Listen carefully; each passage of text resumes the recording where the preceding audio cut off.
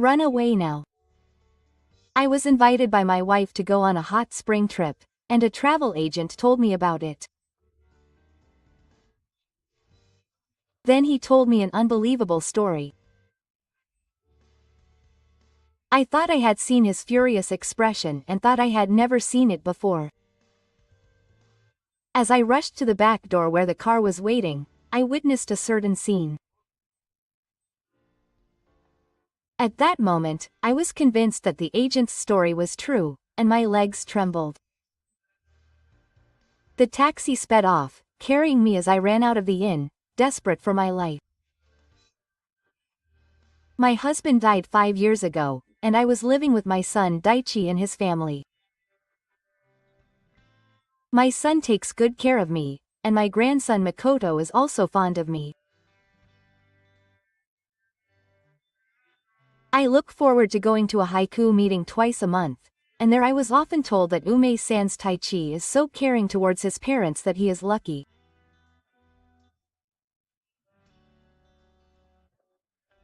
It's true that my son is kind, but in fact, I didn't tell my friends that I didn't get along well with my wife, Kiko, which was a source of worry for me. Moreover, Taichi's job required a lot of business trips, so I spent a lot of time with her and I couldn't bear the stress. One day, my son handed me a bank book that he had saved for me. I was surprised by his unexpected words, but I almost cried because he had done that for me. Thank you. But you should use the money for your family. I refused, but Futoshi said, "Don't worry, I've made a separate amount for the children and left it with her. That's why I want you to keep it." Quote. In fact, my son has a longevity disease, which he was very worried about, so he persuaded me that it was just in case, and I gratefully accepted it. A while later, on the morning when Futoshi left for a business trip, she said, "Mom, you got a lump sum of money from that person." My wife folded her arms and said to me in a blatantly sulky mood, "Yes, that's right. You can't get it back. It's unnecessary for a mother who doesn't have much time left."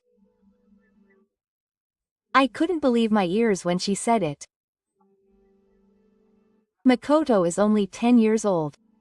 If you think about it for a moment, you can understand that education costs money. I thought what Ko-san said was reasonable, so I took out the bank book from the drawer to have her use it for her grandchildren. Then, my wife took it from my hand and left the room as if it was natural. A few months later, Kiko suddenly suggested to her son that she wanted to go on a trip just for the two of them. Then, Futoshi invited her mother to come along, but my wife seemed upset and left the ring without saying a word.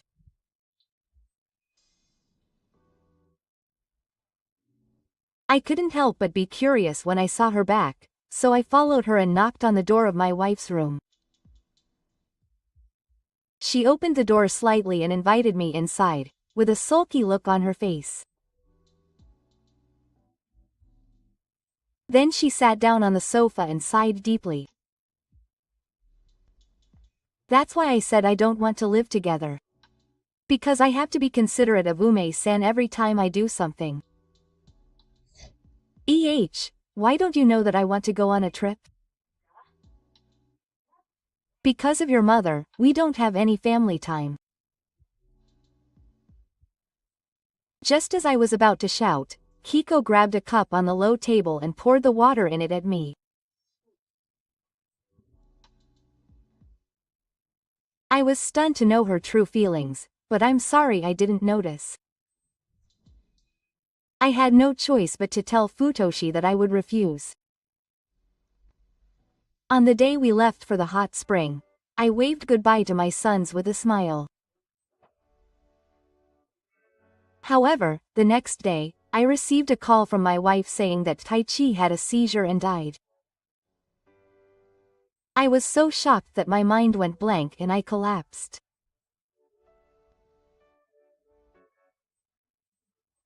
I was so shocked that I was bedridden and in no condition to attend the funeral, and before I knew it, everything was over. Noko was also listless with the sadness that she could not express, and she was unable to go to the haiku meeting that she had been looking forward to. One day, while I was spending my days like this, Kyoko came into my room and sat quietly on my pillowcase. I want to support each other with those who have lost their loved ones. I was surprised by my wife's trembling voice.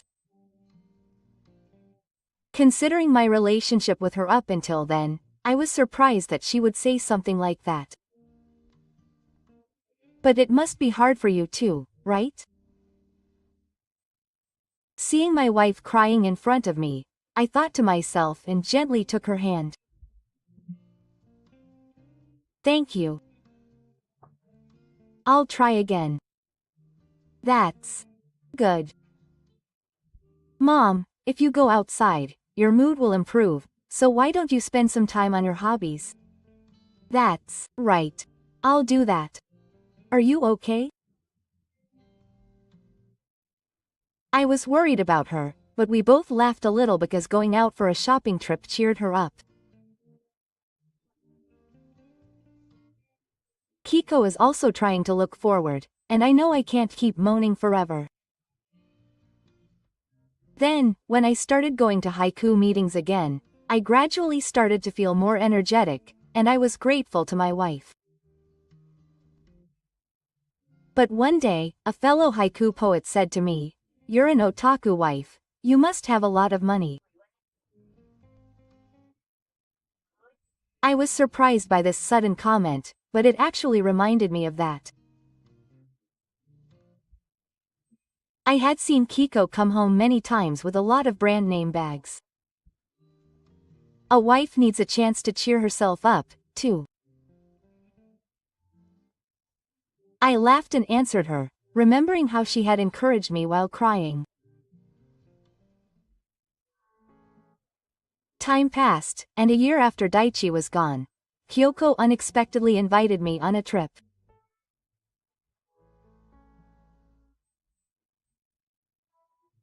I couldn't forget how Taichi had said he wanted to take Ume to a hot spring, and because of me, that didn't happen, so I actually wanted to visit the place where my son died. I wondered what to do with my grandson, but I hesitated to take him to the place where his father died, so I decided to leave him at my wife's parents' house and we set off for the hot spring. Kyoko said she would check out a souvenir shop nearby as soon as we arrived at the inn and left the room. 10 minutes later, while I was relaxing, a male employee suddenly came to visit me. "Is there something I can help you with? Please run away now." He quietly approached me and told me with a tense face. I was suspicious of what was going on, but I was surprised when the employee told me the reason. I went out into the hallway because the car was waiting, but I was feeling anxious about whether I could really believe the story. However, when I passed by a certain room, the employee suddenly put his finger on his mouth. There was a slight gap between the rooms, and I could hear two people talking, and I was surprised by what they were saying. At that moment, a man's voice came from inside the room asking who was there, and I ran desperately and somehow managed to get out of the inn. When I got into the taxi, the driver told me to take him to a certain place. That's what I was told. And when I arrived, I heard an even more shocking story. 2 weeks after the hot spring trip, I was at the inn and called a certain person. Where did you go without contacting me? I was worried. I'm sorry, Kiko-san. There was something I was wondering about and I needed some time. Yes, that person was my wife, and I stopped her as she tried to say something and stared at her. I didn't hear it from you, but Taichi died outside the inn. That's right. Yes, that's right. He collapsed on the way to the outdoor bath and someone who happened to pass by helped him. My wife explained that that person was a man named Tanaka who was staying at the same inn. But he wasn't taken to the hospital. That's right. Kyoko answered me unashamedly as I was getting closer to her, saying that Tanaka was a doctor. I felt a little uneasy, but I was most curious. I confirmed her relationship with the man. And it was our first meeting. Of course. She denied it, but I didn't miss the fact that her eyes were wandering and she looked flustered. Oh, really? I heard that you and Tanaka were quite close. Who would have said that? Anyway, let's go to the open-air bath. Seeing her clearly enjoying it, I decided to accept her invitation. Since the hot spring was outside, we got ready and left the inn together. I was carefully observing the surroundings while sitting on my bare butt. As expected, it seems that we were heading in a different direction from the bath. On the way up the unpaved mountain path leading to the mountain, Kyoko suddenly took out a mask from her bag and put it on. Oh, what's wrong? My nose is a little itchy. I have hay fever. I had never heard it before, but I pretended not to notice. Where are you going? At that moment, I heard a voice from behind me and turned around to see a young man standing there. Mr. Akiyama. He was the same employee who told me to run away when I came here before. I was going to Edo Decoro 10 blog, but the direction is completely different. And it's off limits beyond that point. Mr. Akiyama pointed at the words written on the vertical sign he was holding, so I couldn't help but stare at them. This had been taken out. Pranks are really annoying. He buried what he had in the ground and urged us to return to the inn, saying he had something to tell us. At that moment, I didn't miss the small smack my wife made. We returned to the guest room and sat facing Mr. Akiyama. He stared into his wife's eyes and spoke quietly. Do you remember meeting me on the road into the mountains just before your husband died? Yes, I told you and your wife that if you follow that mountain path, you'll end up at a place with a strict security line, so please turn back. According to him, although the poorly selected areas are strictly controlled, opening and closing the valves on the pipes can release gases that are harmful to the human body. That's why the surrounding area was off limits. Of course, I went home immediately. Is that okay? I heard that your husband passed away soon after that, so I was really curious. What are you trying to say? My husband had a seizure, the excited wife retorted in a strong tone. In fact, I thought that she might have known the way to the museum, and when I questioned her about it, she looked away in a panic.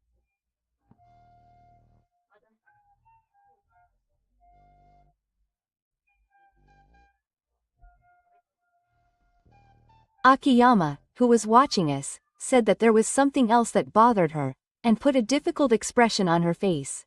In fact, I didn't notice it when I met your husband, but later I discovered that the soil around the no-entry vertical sign was new. In other words, it had been refilled. He nodded deeply at what I said, and said that he was convinced that someone was doing it because the sign was gone the last time we visited. When he heard that, my wife exploded with anger, telling him not to say something careless, and I stopped her sharply. You know, it wasn't a coincidence that he appeared in front of me just now. I asked him to wait nearby. Then she distorted her face. I had a bad feeling the first time Ume-san came to the inn.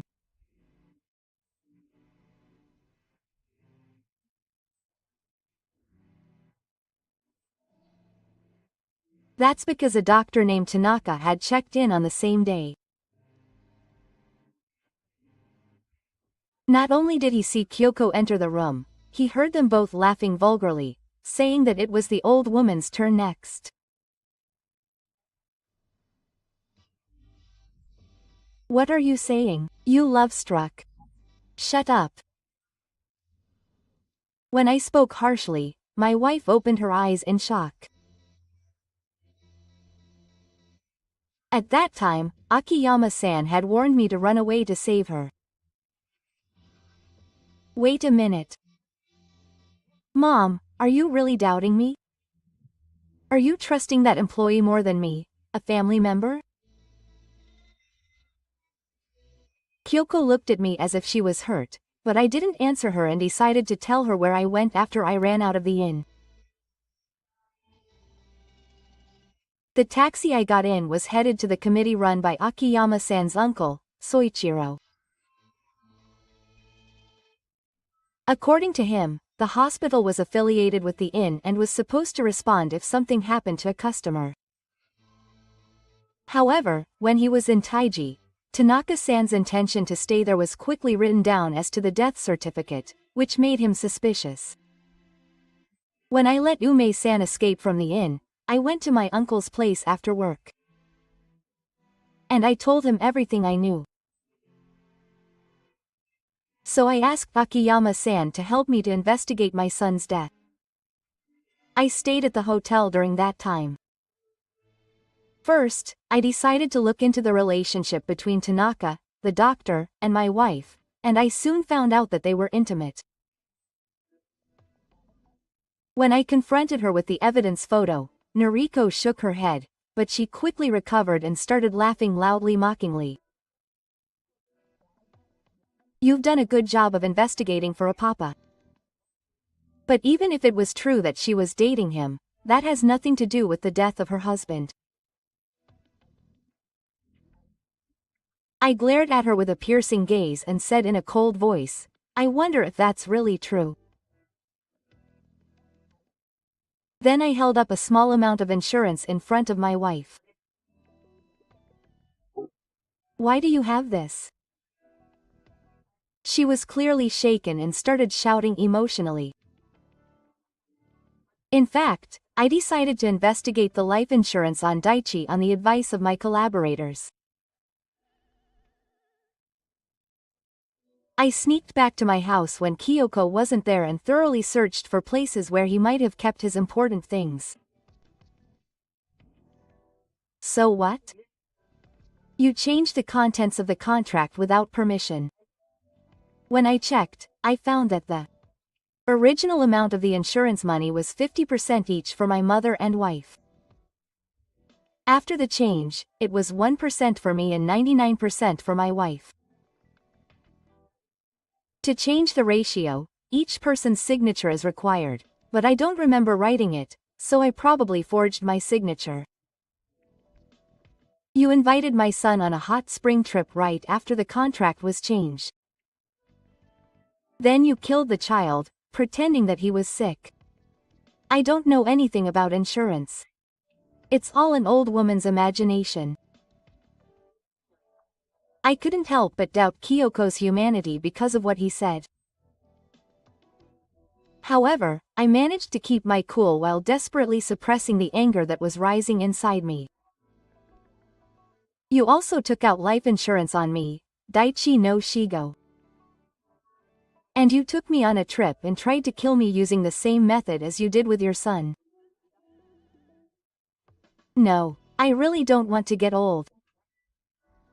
How dare you blame me, an innocent person, for such a presumption?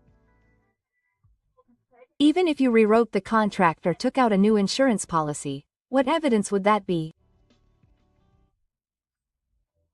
I couldn't stop the intense anger welling up inside me at the wickedness of my wife who kept trying to make excuses. I'm sick of your excuses. Saying that, I took out my smartphone, my last trump card, and pressed the start button while staring at her. You came all the way to the hot spring with Suru and that old lady. All that's left is to guide you to the hot spring and take your life with gas like you did with your husband. A male and female voice came over the screen, saying that it was a conversation between Imikuro, who had shot her when she fled the inn, and her lover. She turned pale and began to sweat profusely. The audio ended with the voice of her lover telling her not to forget to take out the no entry sign, and then telling her to leave it to him. Didn't you think that such evidence would be left behind? Kyoko gritted her teeth in frustration. At that moment, my wife's mobile phone rang, and when she answered, she looked flustered, saying, "What? The police are here." What? You're heading to my room? No way. Amako yelled out loud and threw her smartphone against the wall. Oh, that's scary. What's going on? Ume-san, it's not me. That man did it on his own. Please believe me. What am I supposed to trust in you now? I coldly pushed her away as she cried and cried. Soon, I heard footsteps, the door slammed open, and Tanaka, who had been arrested with the police, came into the room. That woman was the one who tricked me. What are you talking about? You were the one who got me. I glared at the two of them as they started to argue ugly. I know you're in on it. Admit it. Remember that. You've destroyed the land. I'll never forgive you. I said that sternly, and the two of them slumped in despair. They were taken away by the police. After that, my wife and her lover were charged with murder for insurance money and became residents across the street from the house. I asked them for 20 million yen as medical fees, and also decided to ask for Daichi's death benefit. The money had already been spent, but her parents paid it all back with an apology. It seems that even if Kyoko sold all the brand name items she had bought, it was still not enough, but that's none of my business. Tanaka's medical license was revoked after his name was on the news and the incident came to light. The hospital went bankrupt and he was left with a lot of debt. Meanwhile, I decided to raise my grandson to be a sitter, and with the money I had, I used my cooking skills, which I was good at, to start a set meal restaurant. Members of the Haiku Club come to eat every day, and it's becoming a place of love. Thanks to them, the restaurant is thriving today and there are smiles every day.